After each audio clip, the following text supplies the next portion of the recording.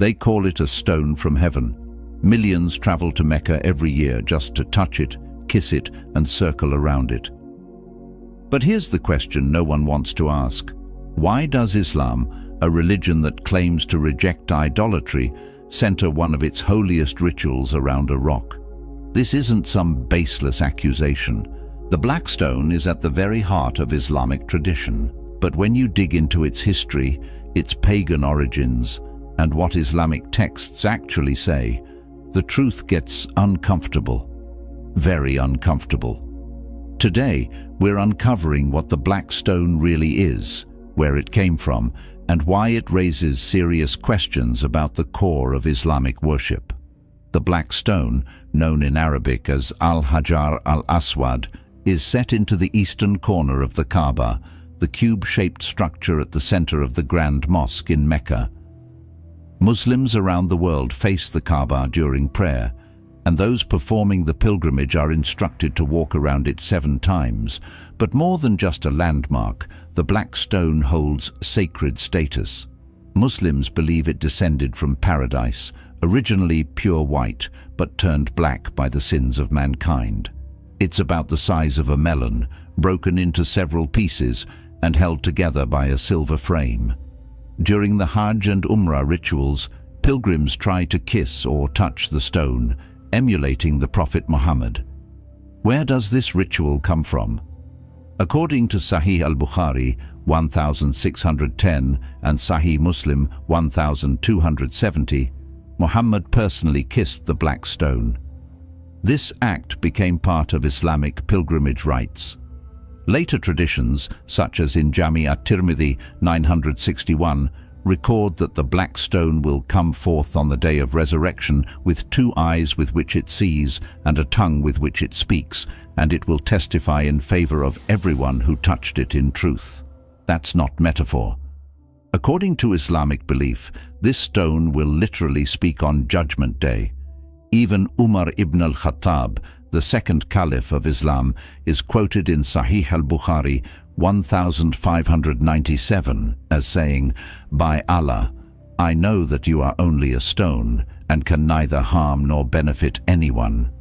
Had I not seen the Prophet kissing you, I would not have kissed you." This isn't fringe folklore. These are core Islamic sources, and the ritual is carried out by millions every year. The black stone is venerated, kissed, and honored, not for hygiene, not for history, but for supposed spiritual merit.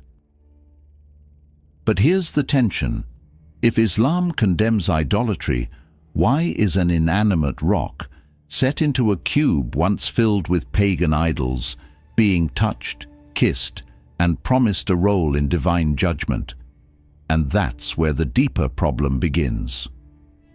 Long before Muhammad was born, the Kaaba stood as a center of pagan worship in Arabia.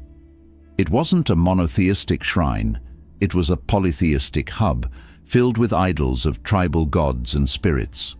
Islamic tradition itself admits this. According to Sahih al-Bukhari 2478, the Kaaba once housed 360 idols, 1 for each day of the lunar year. And the black stone? It wasn't introduced by Muhammad. It had already been venerated by pagan tribes for centuries. The stone likely served as a beetle, a sacred rock believed to house a deity's presence, a common object of worship in pre-Islamic Arabia and across the ancient Near East.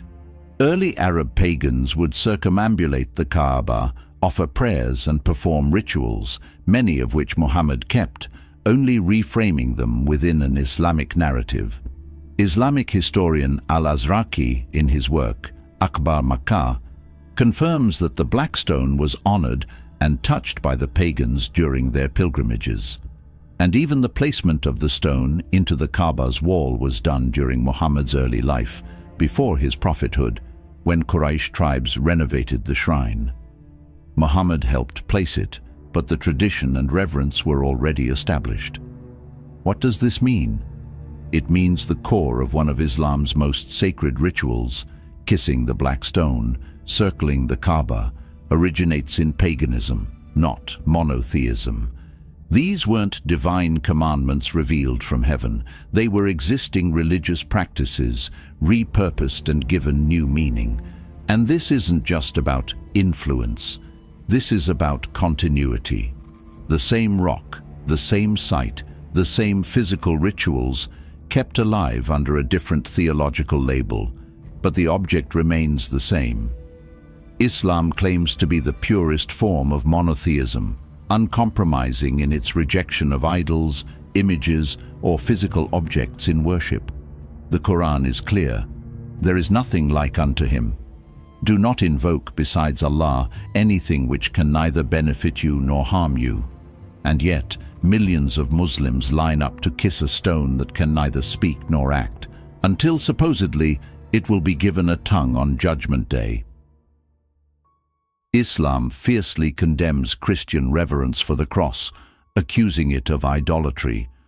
But how is kissing a stone, believed to come from paradise and testify on Judgment Day, any different?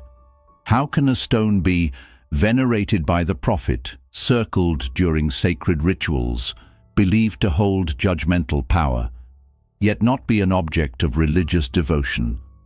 When you strip away the labels and look at the behavior, the reality is clear.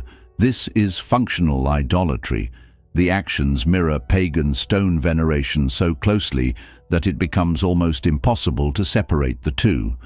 Islam insists that God is beyond form, yet places divine status on a black rock with eyes and a voice, promising intercession. That's not monotheism.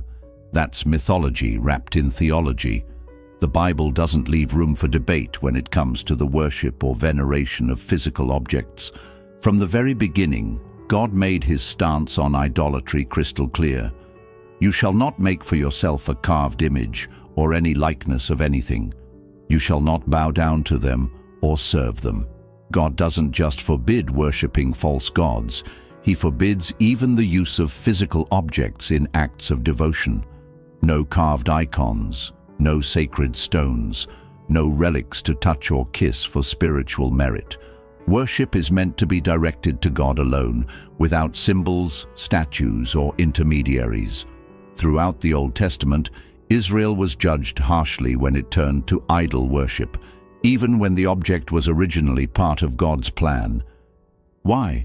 Because even something that started with a divine purpose becomes idolatry when people begin to assign it power, venerate it, or center rituals around it. And Jesus never kissed stones. He never told anyone to walk circles around sacred buildings. He cleansed the temple of all symbols of man-made religion. His call was simple. God is spirit, and those who worship him must worship in spirit and truth. The black stone won't save you, but Jesus Christ can. He doesn't ask for rituals. He gave his life. He doesn't dwell in a cube. He conquered the grave. The real cornerstone of faith isn't set in silver.